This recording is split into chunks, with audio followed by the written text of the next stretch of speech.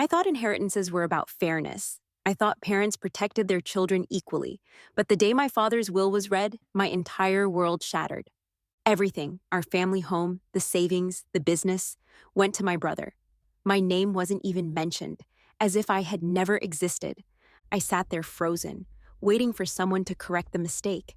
But my mother wouldn't meet my eyes. And my brother? He only smirked. I had given them everything, years of sacrifice, loyalty, love, and yet I was nothing to them. The worst part? This betrayal had been planned all along. The silence in the lawyer's office felt suffocating. My mother sat stiffly beside my brother, her hands folded neatly in her lap. My brother leaned back in his chair, tapping his fingers against the table, as if bored by the whole thing. The lawyer cleared his throat. That concludes the reading of the will. I could barely process the words. No mention of my name, no share of the estate, nothing. This has to be a mistake, I said, my voice trembling. Dad he wouldn't just leave me out. The lawyer avoided my gaze. Your father's wishes were very clear. I turned to my mother. Mom? My voice cracked. You knew about this? She finally looked at me, and what I saw in her eyes wasn't guilt. It was something worse, indifference. It's what's best for the family, she said, barely above a whisper. Best for the family? How was erasing me from everything we had built together the right thing? My brother finally spoke, his tone smug. You always thought you were the responsible one, the hard-working one. But at the end of the day, Dad trusted me more. A cold laugh escaped my lips. Trusted you? You barely showed up to family events. You never worked a day in Dad's company. He shrugged. Doesn't matter. He made his choice. Rage boiled inside me, but there was something worse eating at me. Pain.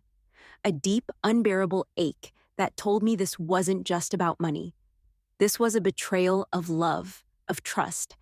I had spent years believing that my place in this family was secure, that no matter what, I was valued. But now, I saw the truth. I stood up so fast that my chair scraped against the floor. I won't let this happen. My brother scoffed. And what are you gonna do? Sue us? Maybe I would, maybe I wouldn't. But one thing was clear. I wouldn't stay silent. I turned to my mother one last time, searching for some sign of regret. There was none. I walked out of that room knowing I had lost my father long before he died. But that day, I also lost my mother, and I had no choice but to fight back. Top of form. Weeks passed, but the betrayal burned like an open wound. I couldn't eat, couldn't sleep. Everywhere I turned, I was haunted by the realization that my own mother had erased me from my father's legacy. I tried to fight back. I consulted a lawyer, but the will was airtight. Contesting it would take years and money I didn't have.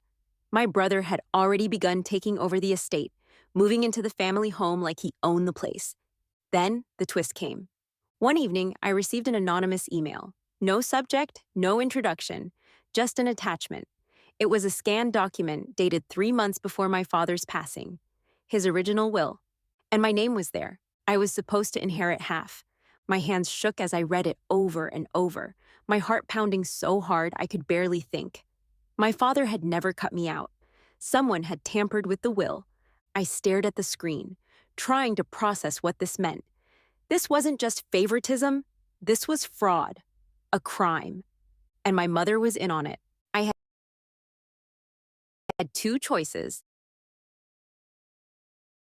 walk away and accept their betrayal, or dig deeper, expose the truth, and risk everything. I made my choice. I started looking into my father's lawyer, the one who had handled the will. Something felt off. He had been my father's attorney for years, but after Dad's death, he mysteriously retired and moved out of state. I tracked him down. It took weeks, but when I finally reached him, he refused to talk. I have nothing to say, he muttered before hanging up. That was all the confirmation I needed. I didn't have direct proof yet, but I knew where to find it. The family safe. Hidden in my father's old study, it had held our most important documents for decades. If there was any evidence left, it would be there. But there was a problem. My brother now had full access to the house. I had to be careful. That night, I went back. The house was dark, silent. I still had an old key, but my brother had changed the locks. I wasn't surprised. But he had forgotten something. The back door, the one leading to Dad's private office, still had the old security code. I slipped inside. My heart pounded in my ears as I made my way through the house. Every shadow felt like a threat. When I reached the study, I moved quickly. The safe was behind a bookshelf. I knelt, my fingers trembling as I entered the code. The lock clicked. Inside, there were stacks of papers, files, and old contracts. I rummaged through them, desperate to find something, anything, that proved my father's will had been changed illegally. And then I saw it. The original signed will, with my father's signature intact. I barely had time to process it before I heard footsteps. "Looking for something?" My brother's voice, cold, amused. I turned, clutching the papers. His face was shadowed in the dim light, but I could see the smirk. "You really don't know when to quit, do you?" he said, stepping closer. My chest tightened. "You forged the will?" He tilted his head. "So what if I did?" His voice was almost casual. "You think anyone's going to believe you? The will we submitted is official, legal." I clenched my fists. "This is fraud," he chuckled. "And Mom's on my side. Who do you think they'll believe? Me, the loyal son? Or you, the one Dad barely mentioned in his final days?" Something inside me snapped. I wasn't just going to fight back. I was going to win. Growing up, I always believed in fairness. I worked hard, studied harder, and never asked for more than what was mine. My father admired that about me. He used to say, "Hard work builds character, and character is worth more than money." I took those words to heart. While my brother spent his days squandering money and dodging responsibility, I focused on building a life for myself. I had dreams, big ones, a business of my own, a future where I could stand on my own feet. My father saw that in me, but my mother never did. She always favored my brother. Maybe it was because he was the firstborn, or maybe because he was the one who needed the most help. I never asked for much, and maybe that made me invisible to her. The first sign of trouble came during my father's final days. He was weak, in and out of consciousness, but he still had moments of clarity. I remember sitting by his bedside, holding his hand when he whispered, "Everything is set, you'll be okay." Those words reassured me, until the funeral. That's when my mother and brother started acting strangely. They whispered in corners, avoided eye contact. My father's lawyer, a man I had known for years, barely spoke to me. Something was wrong, but I didn't know what, until the reading of the will. Hearing my name absent from my father's inheritance felt like a knife to the chest. My mother didn't even look at me. My brother sat there smug, as if he had won some twisted game. I tried to confront them, but my mother dismissed me. "Your father changed his mind," she said coldly. "He wanted his legacy to stay with the family." The words stung, as if I wasn't family. At first, I believed them. I wanted to. But the more I thought about it, the less it made sense. My father would never do that. He had always believed in fairness, in rewarding hard work. The doubt started growing. Then the email came. The original will. My name still written in black ink. Proof that everything I had been told was a lie. That's when I realized I wasn't just fighting for money. I was fighting for the truth, for justice. The tension kept rising. I knew confronting my brother wouldn't be easy, but I never expected him to be so bold about it. Standing in my father's study, holding the real will in my hands, I saw him for what he truly was. Not just greedy, ruthless. "You really don't get it, do you?" my brother sneered, stepping closer. "This isn't about what's right. It's about power." For the first time, I saw it. The years of manipulation. The way my mother had always covered for him, how he had always gotten away with everything. This wasn't just an inheritance, it was control. But he underestimated me. And he was about to find out just how wrong he was. The truth had been uncovered. But justice was another battle. My father's original will, the one that rightfully included me, was undeniable proof of my mother and brother's betrayal. Yet, confronting them wasn't just about the inheritance anymore. It was about everything they had taken from me. Trust, love, and the belief that family would always stand by you. I presented the will to my father's lawyer, expecting immediate action. Instead, he hesitated. "It's complicated," he said, his voice cautious. "Your mother and brother have already moved the assets. Contesting this will take time."